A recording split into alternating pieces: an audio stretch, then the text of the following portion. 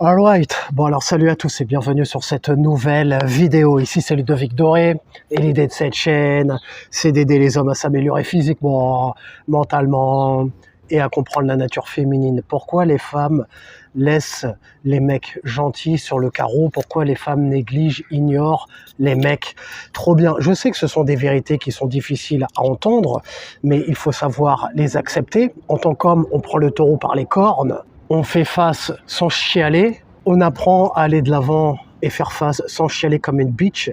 On comprend et on accepte les règles du jeu et on avance. Premièrement, pourquoi les femmes laissent les mecs gentils sur le carreau? Pourquoi ne s'attardent pas-elles sur les mecs trop bien? Pourquoi il pourrait arriver qu'elles se lassent de toi? Premièrement, elles pensent qu'elles peuvent avoir mieux que toi. Elles prétendent souvent, je veux qu'un homme fasse ceci, je veux qu'un homme soit comme ça, je veux qu'un homme me traite comme ceci, comme cela, comme une queen, comme une diva, ce que tu veux. Pourtant, quand vous le faites, quand tu le fais, elle te traite comme une merde. Et vous êtes bien placé pour savoir, vous êtes nombreux à l'avoir essayé, à l'avoir fait, en venant me voir, me disant « je comprends pas, tout se passait bien, je me suis bien comporté avec elle, elle s'est désintéressée, elle est partie voir Ryan » ou peu importe. Les femmes ne savent pas vraiment ce qu'elles veulent.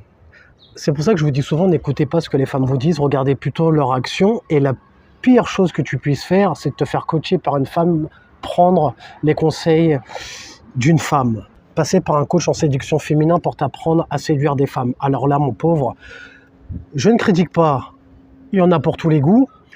Comme je dis souvent, quand tu vas apprendre à pêcher ou à chasser, tu vas demander conseil auprès de qui?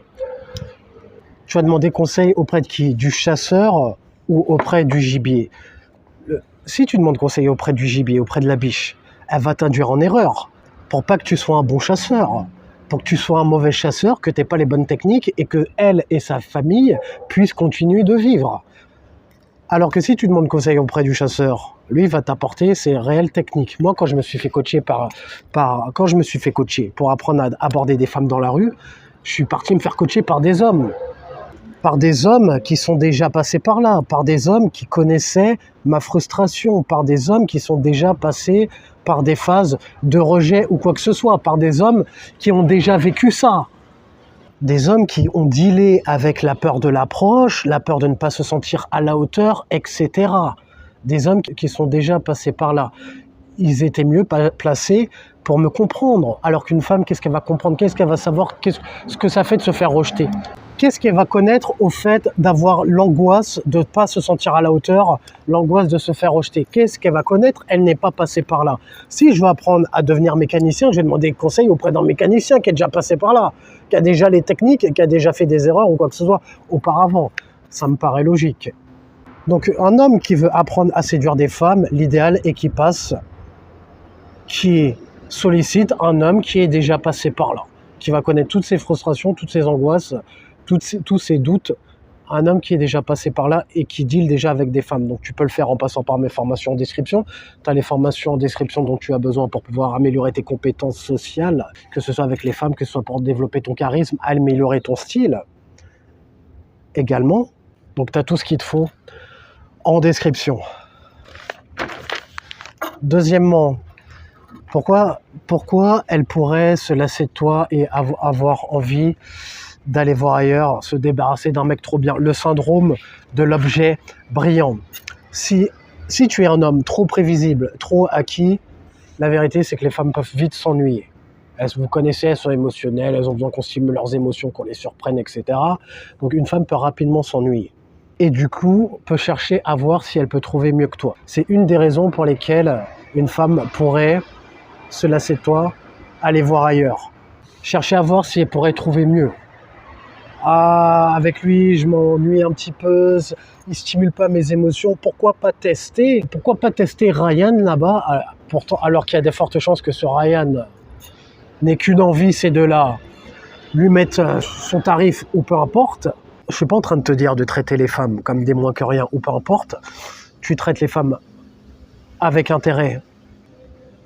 Lorsqu'elles sont réceptives, intéressées par toi, on répond à de l'intérêt par du désintérêt, on répond à du désintérêt par du désintérêt. Une femme qui joue le jeu, c'est fluide, il n'y a pas de souci, on déroule. Une femme qui se montre, qui renvoie des signes de désintérêt ou peu importe, tu ne vas pas la mettre sur un pédestal, tu ne vas pas t'investir plus qu'elle. Alors comment faire pour ne pas faire en sorte que la femme te trouve trop prévisible, trop acquis, qu'elle pense qu'elle pourrait trouver mieux que toi? Premièrement, ne pas être trop disponible pour elle. J'en ai déjà parlé dans une vidéo. Le fait de ne pas être trop disponible ne veut pas dire ne pas être intéressé. Continuer de travailler sur toi, continuer de chasser l'excellence pour être et rester la meilleure version de toi-même, afin qu'elle se dise, mon gars, mon mec, j'aurais du mal à le remplacer. Un mec déter, comme moi par exemple, un mec déter, discipliné, focus, concentré sur ses objectifs, un mec comme ça, j'aurais du mal à trouver un mec solide. À ce mec-là, j'aurais du mal à le remplacer. Je suis pas en train de te dire d'être le plus fort, le meilleur de la Terre ou peu importe, qu'elle te voit comme tel et qu'elle se dise, mon gars, ce mec-là, ça va être compliqué de trouver mieux. Donc pour ce faire, continuer de travailler sur toi, d'être focus, déter, chasser excellence, travailler sur toi, sur ton physique, en continuant de t'entretenir, en allant à la salle par exemple, ne pas se relâcher. Parce que ça y est, en relation, c'est gagné, c'est acquis, tu crois que c'est acté, tu crois que ça va être la femme de ta vie ou peu importe, ne pas se relâcher. Travailler sur tous les points, tous les points que vous connaissez, faire de l'argent, tous les points que je vous dis dans mes vidéos, être au top physiquement, son style vestimentaire, etc., être en place, ne pas se relâcher. Qu'elle se dise, ça va être compliqué de trouver mieux. Troisième chose qui pourrait faire qu'une femme puisse passer à autre chose, se lasser de toi, se lasser d'un mec trop bien, l'influence de ses amis. Comme je te dis, son entourage peut être ton pire ennemi. Moi, personnellement, j'aime pas les femmes trop extraverties, trop extravagantes, qui sortent trop souvent, qui sortent tous les week-ends, etc. J'en ai parlé dans la vidéo Les Green Flags. Je préfère les femmes réservées, comme la plupart des hommes d'ailleurs. On préfère des femmes réservées et discrètes. Une femme qui sort tout le temps avec un entourage toxique, ça peut être un red flag, donc prudence. Pourquoi ? Non seulement son environnement, du fait que si elle sort tout le temps ou qu'elle a un entourage toxique, ça peut l'influencer dans la puterie par exemple, ou ça peut l'influencer dans le fait de te tromper ou d'aller voir ailleurs.